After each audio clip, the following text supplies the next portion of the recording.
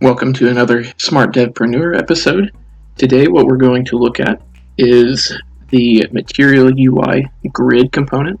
It's their layout system, and we will compare that to the CSS grid. So right here what we've got is the CSS grid on bottom. We're going to recreate that in this, it's a little hard to see, but there's a MaterialUI paper component that's set up for us to build our grid inside of. And so I'm going to do this intro to MaterialUI Grid and compare it to CSS Grid. Also talk a little bit about how it's similar to Bootstrap. So with that said, let's get started. We'll look at the code for a moment. So I mentioned the empty paper component that's waiting for us to build the grid inside of it. Here's the CSS grid below. And so the CSS grid has typography components inside of it, and that's what we're going to use in our MaterialUI grid up here. So with that said, I want to quickly mention that the MaterialUI grid, it's similar to Bootstrap in that it is a 12-column system. MaterialUI grid uses container and item layout items, whereas Bootstrap uses container, row, and column. So that gives Bootstrap a little bit more control, but MaterialUI Grid sometimes has a little bit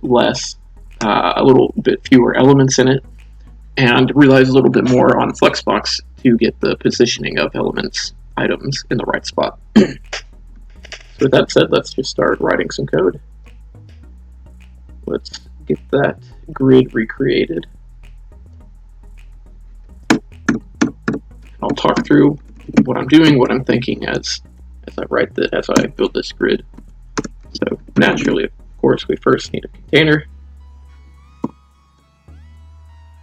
and we're going to get this title up here done first. So that title is, you can think about this as being 3 columns wide. That's what we're using. However, the center one we're going to make twice as wide as either of the columns on the outside. So first things first, we've got this grid container.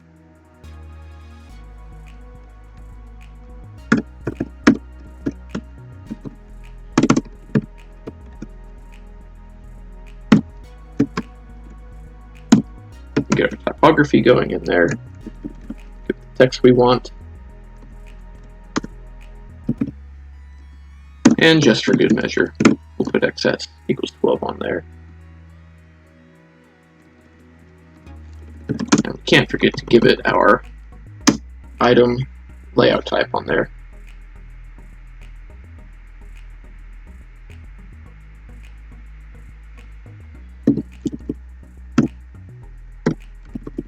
Give that a center line so our text is in the right spot. And let's take a look.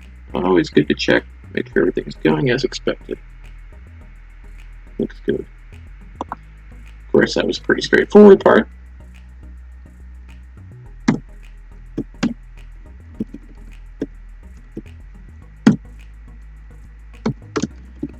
So for the next section here, you can think of it as basically a 3x3 grid down here.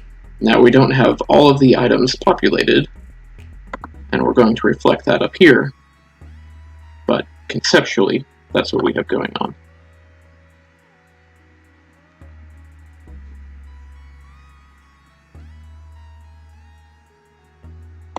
So we're going to have a container wrapping all of that.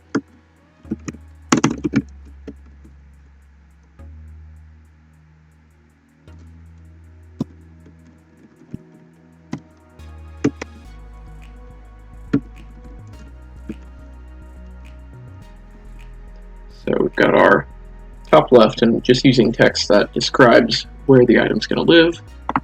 Got to make sure we get our item.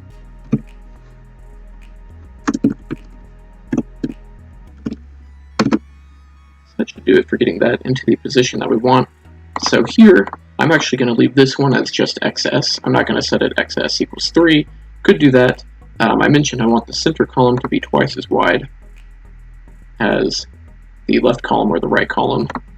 If we just leave it as XS, then what it will do is it will actually If we had more columns or if our screen size shrunk or something like that, then it would actually wrap.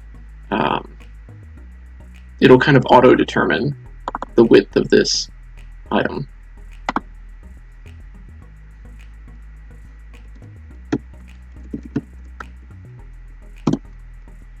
So now we've got another grid here.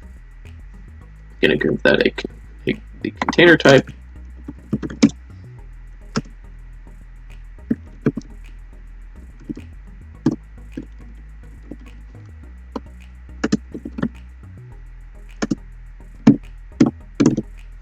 So we'll set that one with an explicit 6 on it.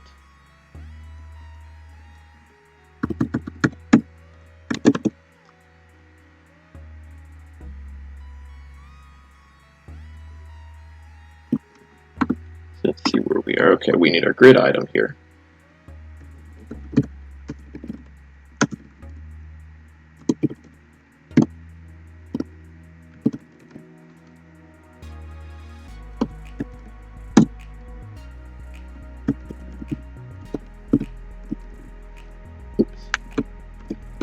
Gotta get our caves on there.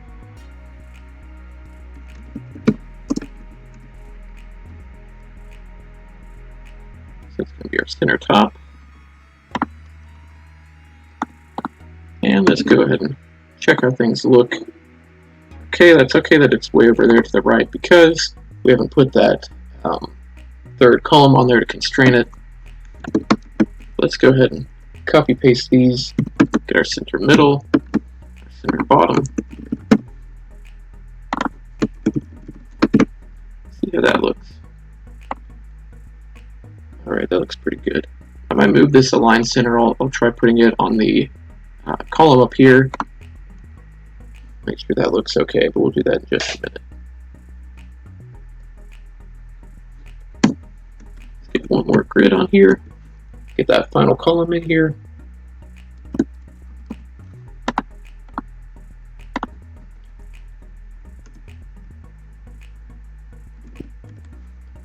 Okay, so it's an item. I'm just going to leave it at XS. Only giving that middle column a particular width on it. So we're going to have to, this one's the trickiest, we're going to have to use styling on it. I mentioned it's going to be at the bottom right, and so instead of creating 3 grid items and stacking them and just leaving 2 of them empty, that seems inefficient because it creates a heavier DOM than we need. Then I'm just going to create 1 grid item and get the appropriate styling in there. So let's actually flip this down here.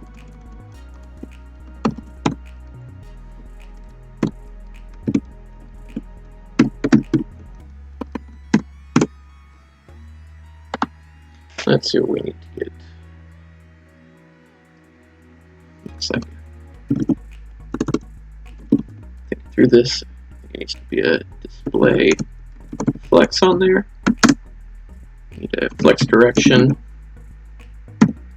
Set that to column so that we can control the vertical direction of it. And we want to push it down to the bottom. So let's get a justified content on there. Flex end.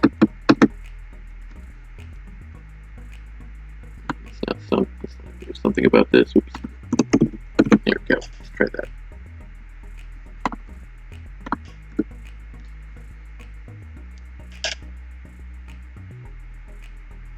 So, can't forget our typography on here.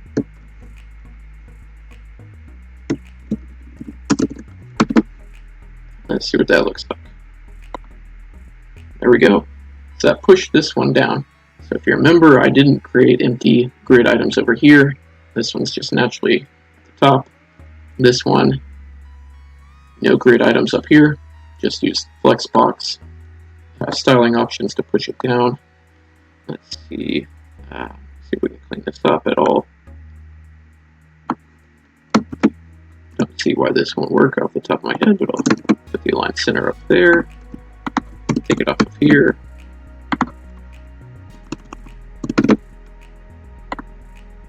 Yeah, seems to be working okay. So pretty simple little intro right there. There's one more thing I want to show you. So I've got this code sandbox open, as you can see. I want to show you how to get borders on here. But before we do that, I want to mention that I'd appreciate any subscription, if you'd subscribe to my channel. It's a new channel, working to build it up some. Just having a great time doing it. So with that said, and also there's going to be a link to a write-up of this. So that'll be in the video notes if you want to take a look at that. So here you can see that we've got a pretty similar grid here. I went ahead and fleshed out the missing items. They're not really missing, however, if you're going to do a border, then it is helpful to have them. So it's the same grid, except for it's got those extra missing items. So, and at the bottom we've got CSS grid. So at the top, our MaterialUI grid. The way that I added the columns is it's a little bit manual. I made an outer column class, so I added a right border, a bottom border, and a right border over here, a bottom border, and a left border over here. And I added that outer column class to these three items and these three items, and then here in the center I just added a center column, which is bottom border. So like I said, that's pretty manual, kind of hefty in terms of getting all those classes on there. You can see them there.